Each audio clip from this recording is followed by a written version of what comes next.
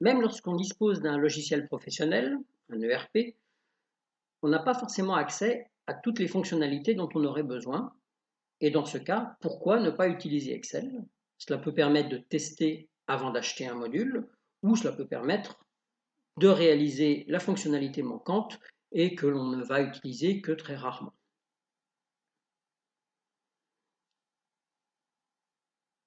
Je vais vous présenter un fichier exemple qui vous montre comment, simplement, sans macro, on peut réaliser cette prise de commande en donnant un maximum d'informations au commercial, puisqu'il est très important de pouvoir donner une date fiable à chaque client, et sur un salon, on espère en avoir plusieurs en peu de temps, en tenant compte des capacités de production derrière.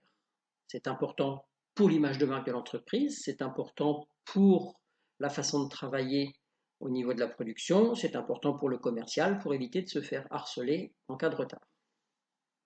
Donc la première étape consiste à connaître ses capacités, donc à préparer. Voici une feuille sur laquelle nous mettons un calendrier. Donc là, la feuille a été préparée avant le 7 mars. Et à chaque jour, nous allons indiquer la capacité de production de l'atelier considéré. Si nous avons plusieurs produits, il est évident que nous faisons plusieurs tableaux. Pour pouvoir ensuite donner des informations pertinentes au commercial, nous avons dans ce cas-ci, ça peut sûrement se faire autrement, utilisé 5 colonnes qui contiennent des formules et qui vont permettre d'actualiser l'information en fonction de la date du jour et en fonction des commandes qui seront prises par le commercial. Pourquoi en fonction de la date du jour? Par exemple, mon fichier a été préparé avant le 7 mars, puisque la première date est le 7 mars. Il est clair qu'en étant le 13 mars, je ne peux pas prendre une commande pour hier. Donc, les capacités des jours précédents doivent être mises à 0, ce qui est fait par formule dans la colonne E. Voilà un petit peu le type de précaution qu'il faut prendre. À partir de ces colonnes, je vais aussi pouvoir afficher sous forme graphique l'activité de l'entreprise, ce qui va permettre de situer un petit peu, d'avoir une vision un peu globale de ce qui se passe. Voilà le graphique, par exemple, qui est généré sur un fichier qui ne dispose que du calendrier et de la capacité. On voit que les jours précédents aujourd'hui, la capacité est à 0. La capacité va monter jusqu'au week-end, et là j'ai 2 jours où je ne travaille pas, donc elle stagne. Et je recommence. J'ai un graphique en marge d'escalier sur lesquels les commandes vont venir décrémenter cette capacité. La prise de commande. Là aussi, je peux raisonner sur plusieurs familles de produits. Nous travaillons sur la première. Nous avons au minimum besoin de connaître le client, la quantité qu'il souhaite commander et la date à laquelle on doit lui livrer. Donc j'ai mon premier client qui se présente, qui veut 20 pièces. J'ai introduit une colonne avec formule qui va me donner, donc en se basant sur le calendrier que nous avons vu, qui va me donner la date prévisionnelle à laquelle on est capable de lui expédier ces 20 pièces. Donc là, dans le cas présent, elle nous indique qu'on pourra les expédier demain, puisqu'effectivement, nous avions vu que aujourd'hui, nous avons une capacité de 10, demain une capacité de 10, donc pour 20 pièces, demain soir, nous devrions être capables de les avoir réalisées. Je vais valider avec le client cette information, je dis je suis d'accord. Nous prenons le 14.3. Un petit coup d'œil au graphique. Il se met à jour. Mon besoin apparaît, les 20 pièces pour demain. Et nous avons une évolution que nous pouvons constater sur la capacité. Donc la courbe en bleu ici est uniquement pour information. Ce qui est intéressant, c'est plutôt celle qui est en surface, en bleu clair, qui me donne les capacités restantes mises à jour pour la réalisation des commandes suivantes. Je vais recevoir un second client. Pardon, on peut évoquer d'autres aspects. Si j'avais mis le 13, c'est-à-dire aujourd'hui, Si j'avais mis le 13, j'ai un message qui apparaît en disant « Attention, il va m'en manquer 10 ». Ce message, il est aussi visible sur le graphique, puisqu'effectivement, je me retrouve avec un déficit de capacité qui est signalé en rouge.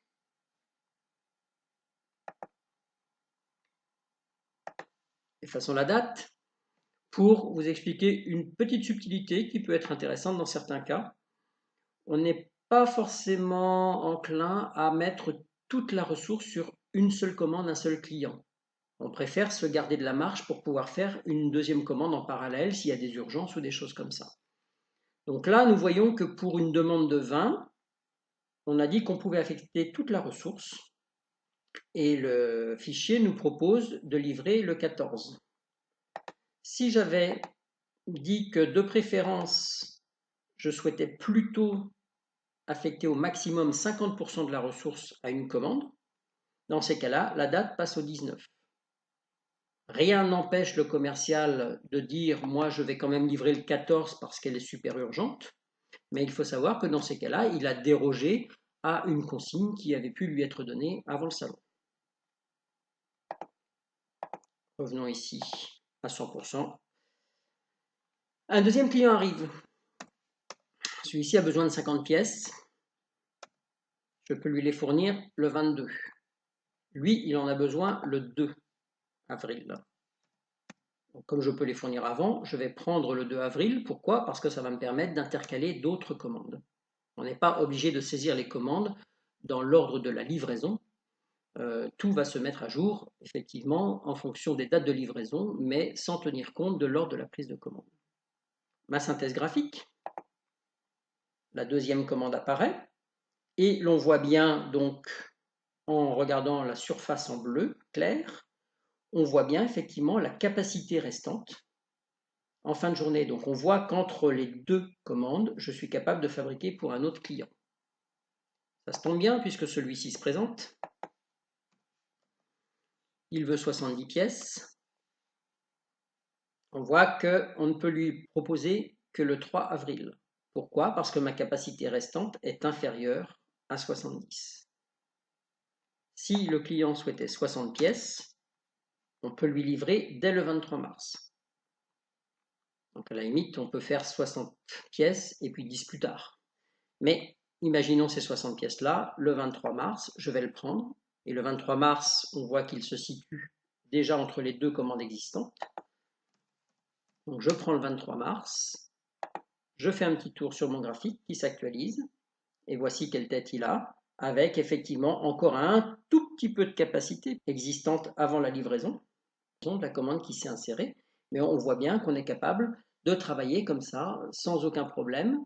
Par contre, la priorité est effectivement donnée aux commandes qui ont été saisies avant. Voilà un petit outil qui a ses limites, mais qui, je pense, apporte quand même déjà beaucoup sur le problème qui était posé, prendre des commandes lorsque l'on est sur un salon. J'espère que l'on se reverra bientôt pour d'autres exemples ou des explications sur Excel. N'hésitez pas à repasser sur Excel pour TPME.